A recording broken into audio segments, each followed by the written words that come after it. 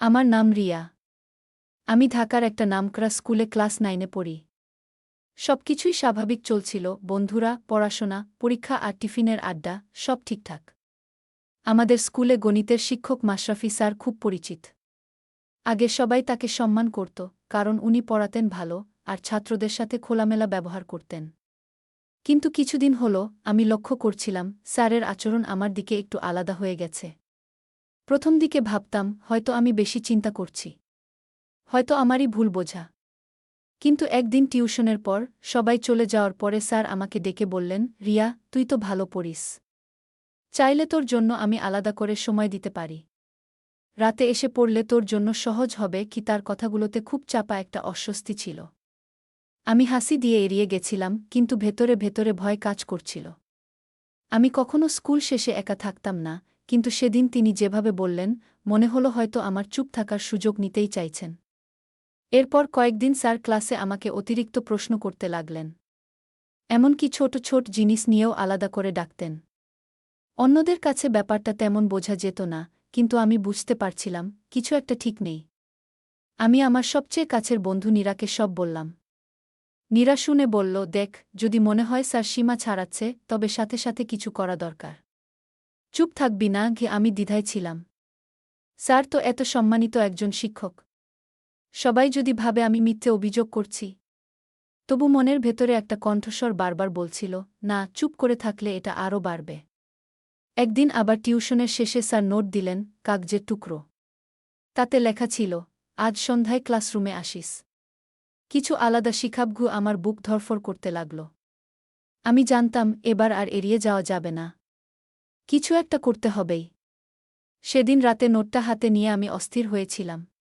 কাগজে লেখা সেই লাইনগুলো যেন বারবার চোখে ভেসে আসছিল, আজ সন্ধ্যায় ক্লাসরুমে আসিস। কিছু আলাদা শিখাবঘু। আমি বুঝতে পারছিলাম এটা শুধুই পড়াশোনার ব্যাপার নয়। ভেতর থেকে ভয় আমাকে চেপে ধরছিল। কিন্তু একই সাথে মনে হচ্ছিল, যদি আমি এখন চুপ থাকি, তাহলে স্যার আমার চুপ করাকেই সুযোগ হিসেবে নেবে। আমি তৎক্ষণাৎ নীরাকে ফোন দিলাম। সব খুলে বললাম। নীরা প্রথমেই বলল, শোন, তুই একা যাবি না।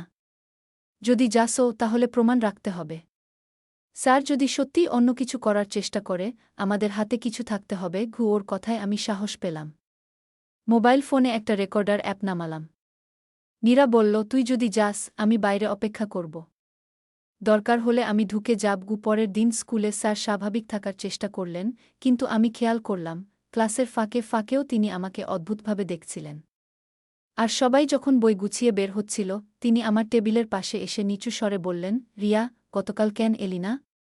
আমি তো অপেক্ষা করছিলাম। আমার বুক ধরফর করছিল, কিন্তু বাইরে শান্ত থাকার ভান করে বললাম, স্যার, পড়াশোনার জন্য তো ক্লাসেই যথেষ্ট সময় পাই। তিনি ঠোঁটে হালকা হাসি টেনে বললেন, সবকিছু ক্লাসে শেখা যায় না।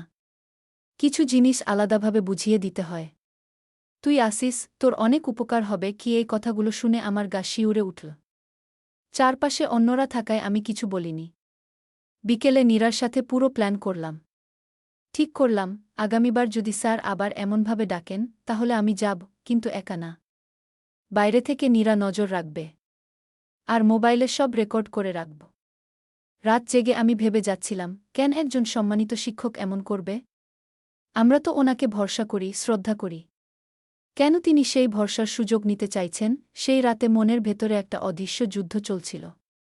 ভয় বনাম সাহস। আর সেই ছোট্ট কণ্ঠস্বর আমাকে বারবার বলছিল, রিয়া, এখনই থামালে সব থামবে।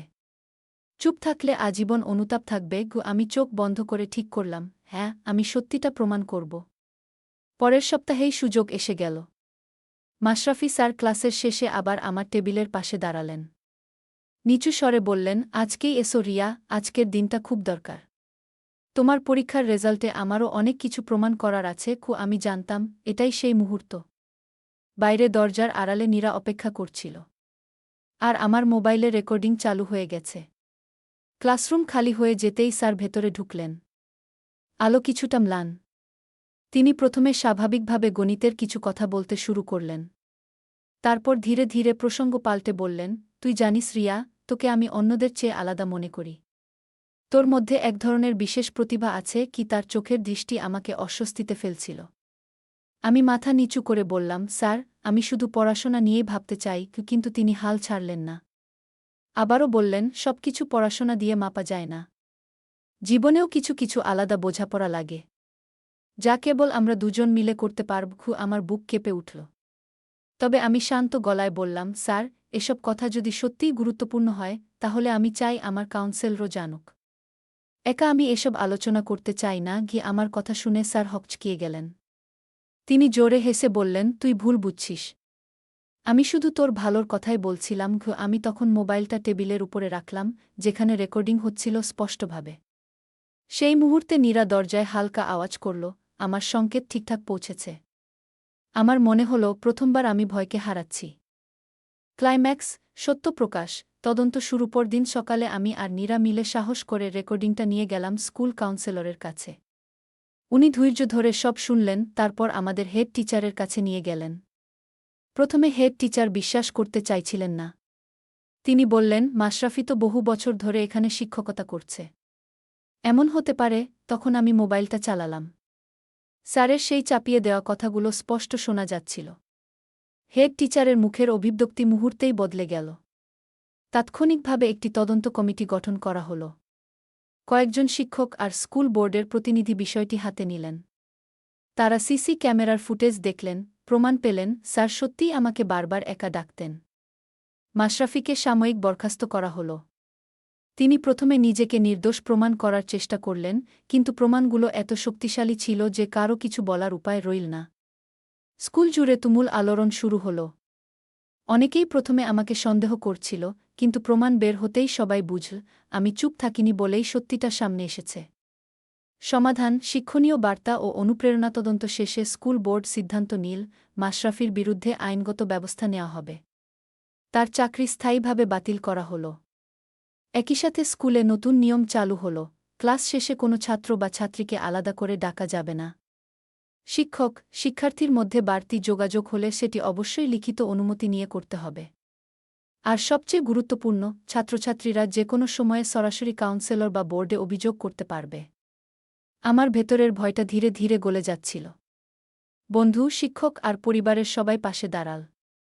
স্কুলে নতুন করে সচেতনতা কর্মশালা শুরু হল, যাতে সবাই শেখে কিভাবে অনৈতিক আচরণ চিনতে হয়, কাকে জানাতে হয়, আর কিভাবে সাহস রাখতে হয়। আমার ছোট্ট কণ্ঠস্বরই বড় পরিবর্তন এনেছিল। আমি তখন বুঝলাম, সত্য কখনো একা হয় না। যদি তুমি সাহস করে বলো, অন্যরা অবশ্যই পাশে দাঁড়াবে। শেষে আমি আমার ডায়েরিতে লিখলাম, ভয়কে ভয় পেলে তা বেড়ে যায়, কিন্তু ভয়কে সত্য দিয়ে রুখে দিলে তাতেই তৈরি হয় শক্তি। চুপ থেকো না, কথা বলো।